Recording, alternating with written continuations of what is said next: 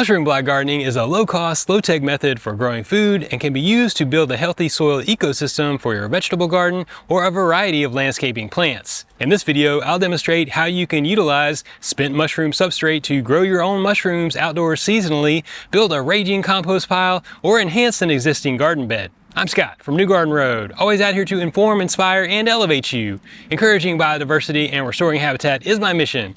One garden at a time. So what exactly are mushroom blocks? If you've ever purchased culinary mushrooms such as lion's mane, chestnut, pioppino, or oyster at a local grocery store, then these have been grown indoors under controlled conditions on what we call mushroom blocks. Now, the mushroom blocks themselves are essentially hardwood sawdust, and they're a byproduct of the lumber industry, which generates a sustainable usage of what might otherwise be a waste product. These mushroom blocks are formulated when the sawdust is placed in a specialized plastic bag, and they are inoculated with a specific mushroom strain. The bottom line is this is how we grow delicious, edible, culinary mushrooms. I'm in Austin, Texas, and I volunteer with a local nonprofit called Central Texas Mycology. They organize a program called Block Rescue, where volunteers will go to mushroom farms in the area, collect these mushroom blocks, and distribute them to various spots in our area.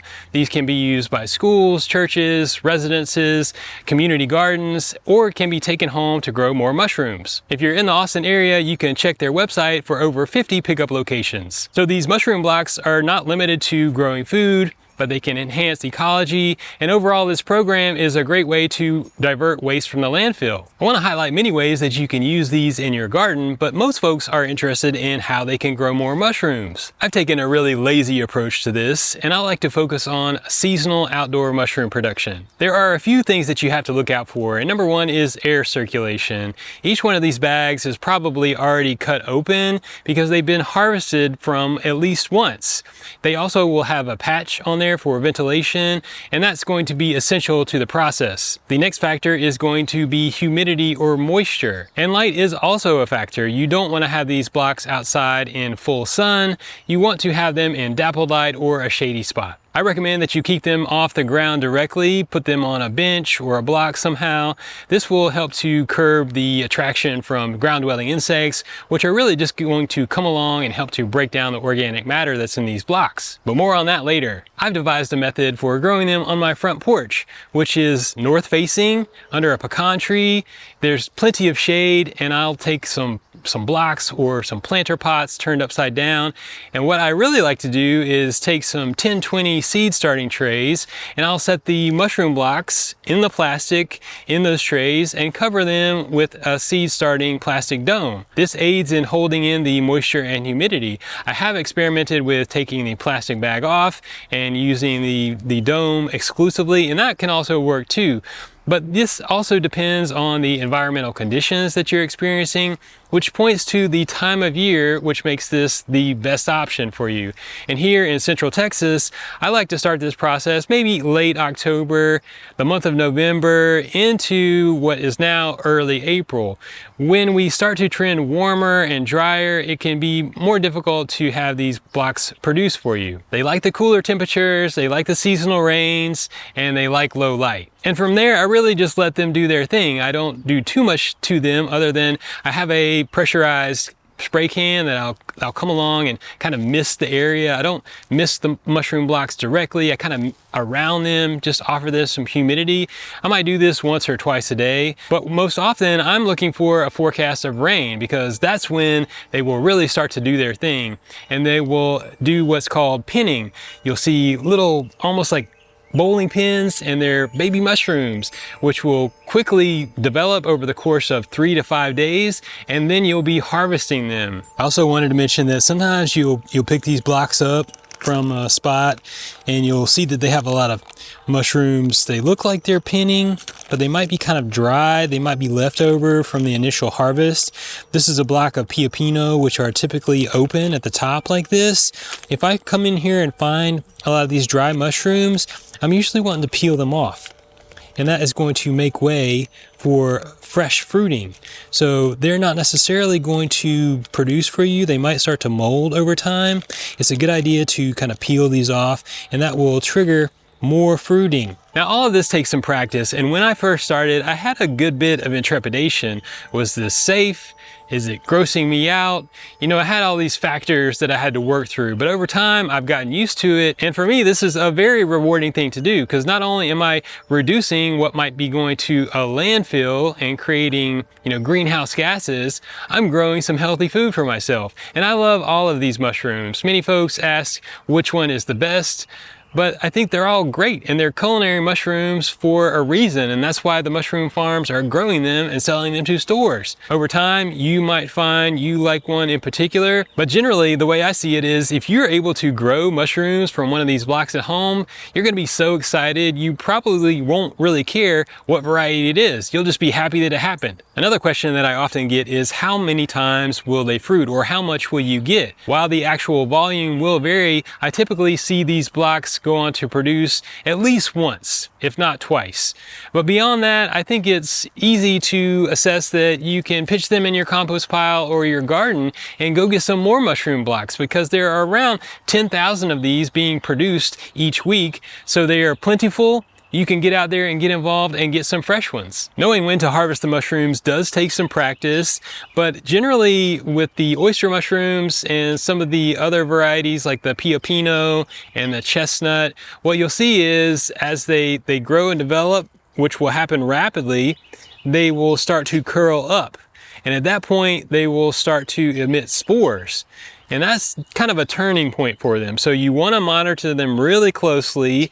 And if you are getting some rain or high humidity, it's going to happen so fast, right? So just check them at least once a day, right before they get to the point where they're starting to flare up, which, you know, if there's a little bit of that, it's really just fine. But that is the turning point. You want to look for them being nice and full.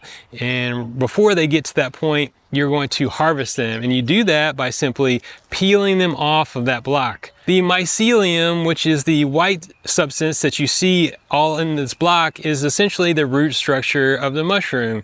And the mushroom that you're harvesting is the fruit. So when you peel it off, you'll get this kind of interesting sensation. It'll come off pretty easy.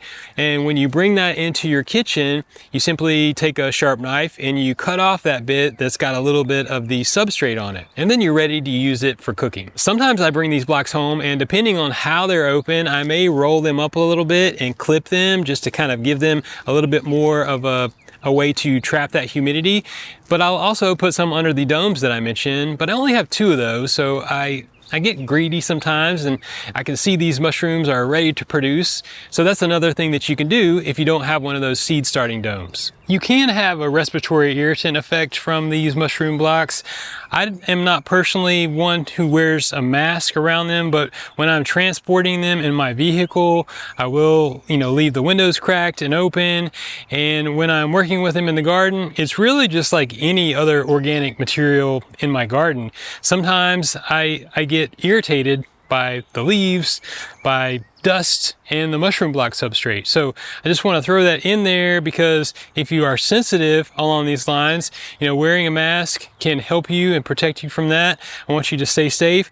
And also, if you start to see a green mold form on the blocks, that's likely trichoderma, which is going to be really beneficial to your soil ecosystem, but a little bit more of a hazard to you in your respiratory tract. So if you see that green mold, make sure you're protecting yourself, and go ahead and get those blocks in the compost pile. As I mentioned, if you want to add them or build a raging compost pile, as I like to call it, you want to take these blocks, take them out of the plastic bag, and you can break them up into smaller pieces. Sometimes I'll leave them inside of the bag and I'll step on them, turn them over, step on them a couple more times, and that does a pretty good job of breaking up the blocks. Otherwise, I might take that whole block out and put it in a big planter bucket, and then I'll take one of my long handle tools and just kind of, pound on it a little bit until it breaks up. From there, I might use my hands to break it up further. The reason that we do this is because anytime you're adding organic material to your compost pile,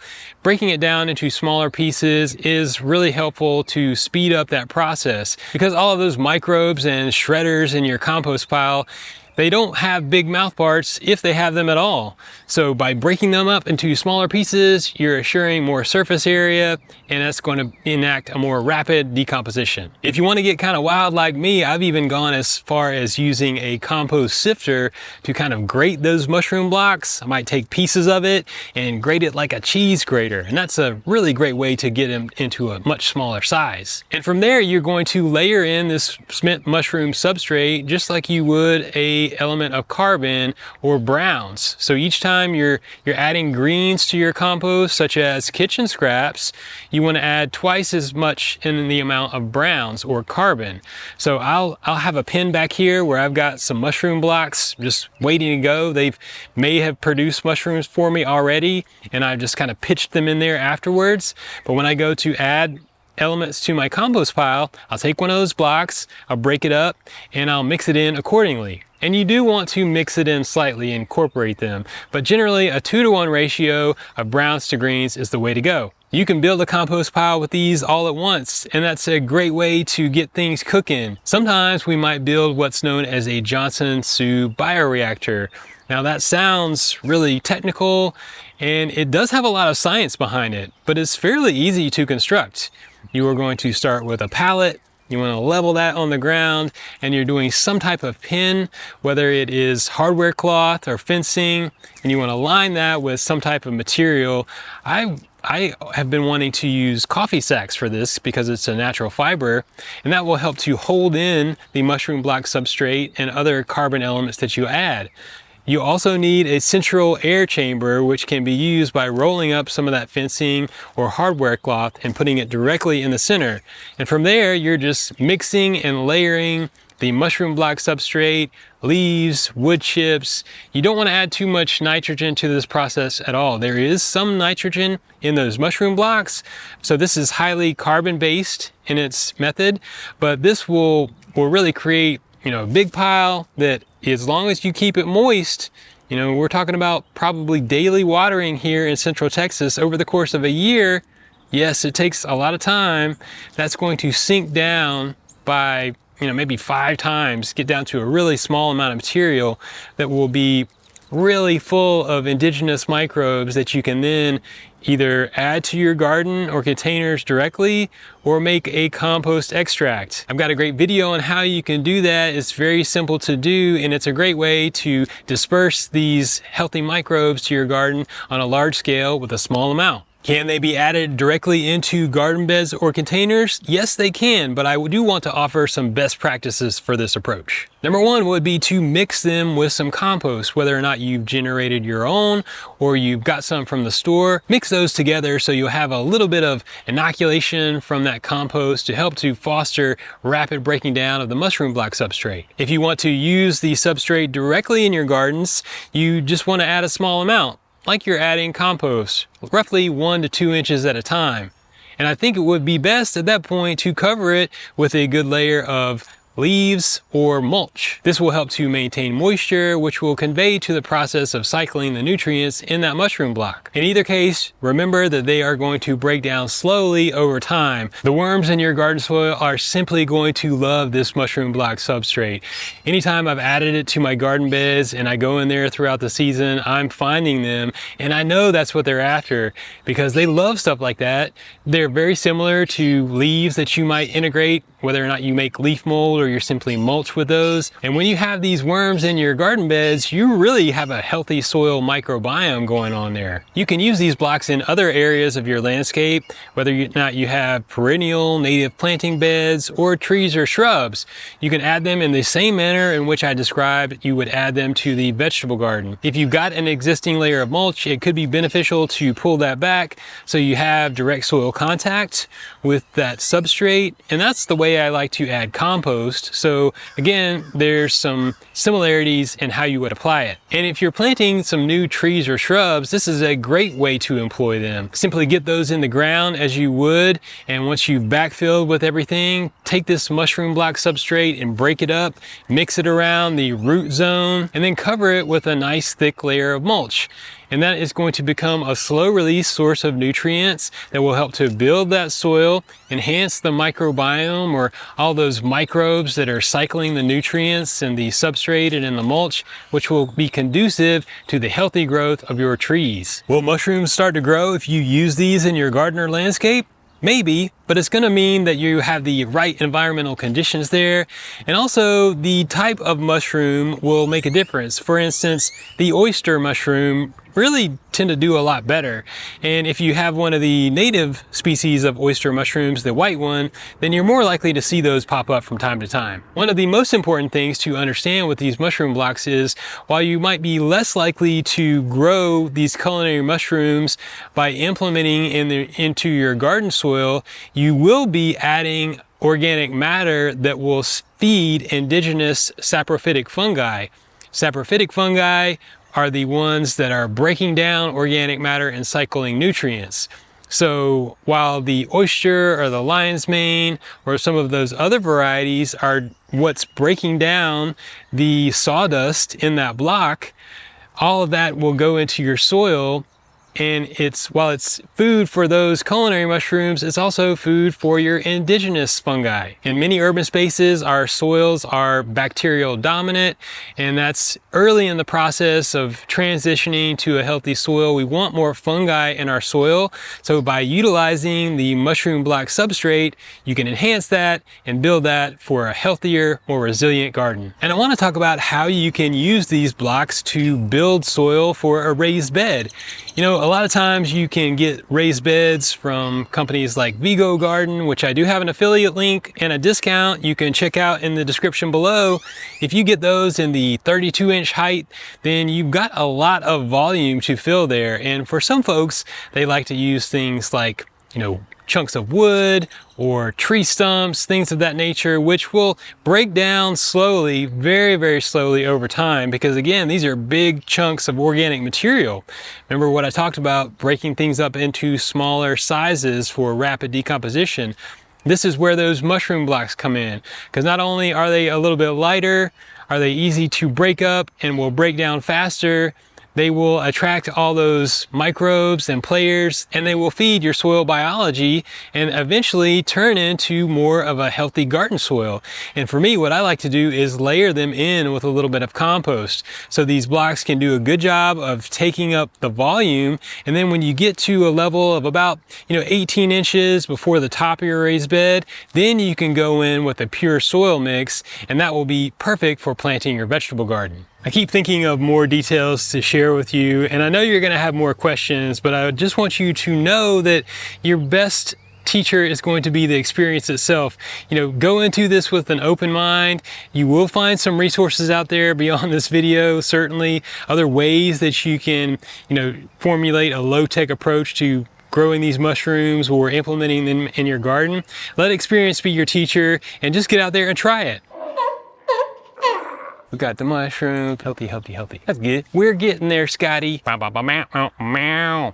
bad. Blip, blip, blip, blip. Yeah. Now check out more awesome gardening videos on my channel. Make sure you like this video and follow New Garden Road for weekly content. You can grow your own food. Keep it organic.